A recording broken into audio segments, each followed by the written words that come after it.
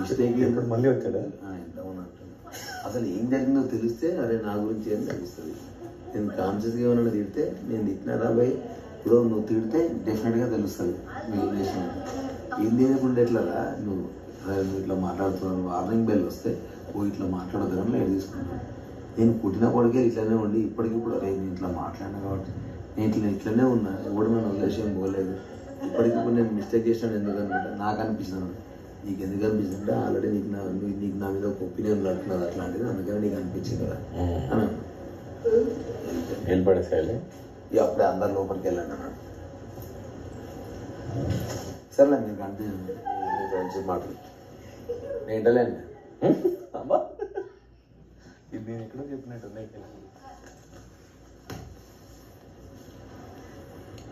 ప్రతి బయటకి వెళ్ళిపోదాం పారాలి మనం డిస్టర్బెన్స్ అంటే వెళ్ళదు. అమ్మ బాబాయ్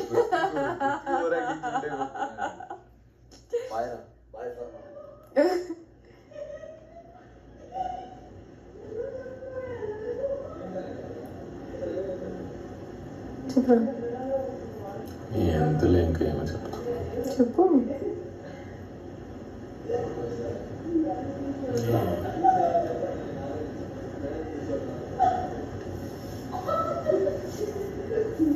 కొన్నిసారి అనిపిస్తుంది నీ దగ్గర ఎలా ఫీల్ అవుతానో చెప్పుకుంటే నువ్వు ఎలా రిసీవ్ చేసుకుంటావు అనేది తలలో తిరుగుతూ ఉంటుంది.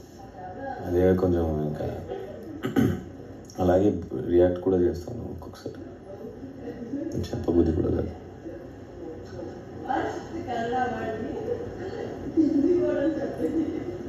అన్ని కోపంలోనే తీసుకుంటా.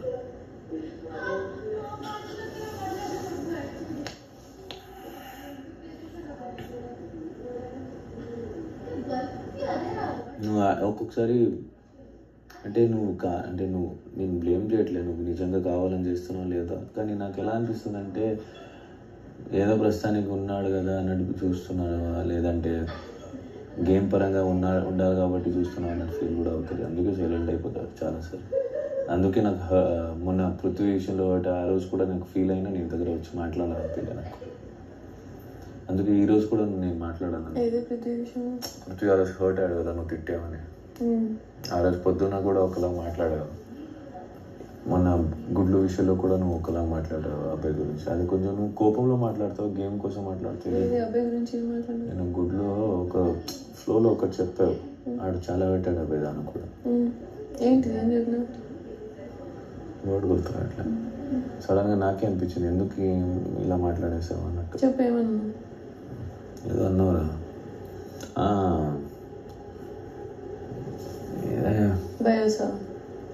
లేదు అబ్బాయి నువ్వు నబీల్ కాన్వర్సేషన్లో అబ్బాయి మాట్లాడుతుంటే అబ్బాయికి ఏదో వేసావు సడన్గా ఏదో చెప్పావురా. నబీల్ని నేను డిఫెండ్ చేస్తున్నప్పుడు ఇట్లా పట్టుకోవడానికి ఇట్లా డిఫెండ్ చేసుకుంటే కాదు అని అన్నాడు, అట్లా చేయొద్దు అని అన్నాడు. దానికి కదరా అబ్బాయికి చెప్పాను చేయొద్దు అంటే నేను నువ్వే చెప్తున్నావు కదా నో ఫిజికల్ నో బ్యాలెన్స్ అని నువ్వే గైడ్ చేస్తున్నావు, నువ్వే ట్రైన్ చేస్తున్నావు నీ టీం అంతా. అది అయిపోయినా అది అయిన తర్వాత ఒక పర్టికులర్ పదం వాడాను. ఏం పదం చెప్పు. అది గుర్తురాట్లే పదం సడన్గా వేసావు. అప్పుడు ఫీల్ అయ్యి క్లాప్స్ కొట్టాడు, ఏదో చెప్తాను అప్పుడు చెప్తా. నేను చెప్తా ఏమన్నా గుర్తురాట్లేదు. నేను నాకు గుర్తున్నంత వరకు ఆడెక్కడ ఫీల్ అయినా నేను తర్వాత మాట్లాడతా, నేను ఆ పాయింట్ తర్వాత మాట్లాడుకుంటాను నేను, కానీ నా వీళ్ళట్లా అని మాట్లాడిండా దానికి. దేని విషయం అంటే ఒకడేమో అక్కడ ఎవరో ఉండి బయాస్ అని మాట్లాడితే అంతే అంతే అని చెప్పేసి మాట్లాడినా బయాస్ అనే దానికి.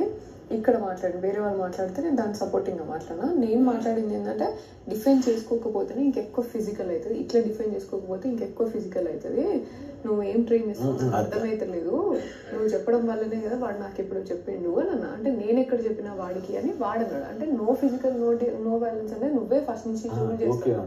సో ఇట్లా నేను డిఫెండ్ చేసుకోకపోతే నేను చేతితో డిఫెండ్ చేసుకోవాలి. చేతితో డిఫెండ్ చేసినప్పుడు తొక్కుతానా నెట్టేస్తానా కొడతానా అనేది ఎవరికి తెలియదు.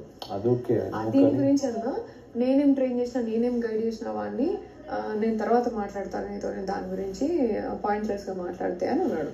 అంటే దానిలోపే బయాస్ అనే దానికి అక్కడ నేను ప్రూఫ్ వాళ్ళను బయాస్ అనే దానికి ఇదే అని చెప్పి చూపించిన. అక్కడికి వెళ్ళిన తర్వాత అదేది ఎగ్స్ వాళ్ళు పెట్టుకున్నాడు ముందే ఆడు బుట్ట దగ్గర పెద్ద బుట్ట దగ్గర కూర్చున్నప్పుడు ఇక్కడ నుంచి అరుస్తా ఉన్నావు. పార్ట్ ఆఫ్ ద గేమ్ అని ఊరికనే ప్రొవోక్ చేసిన.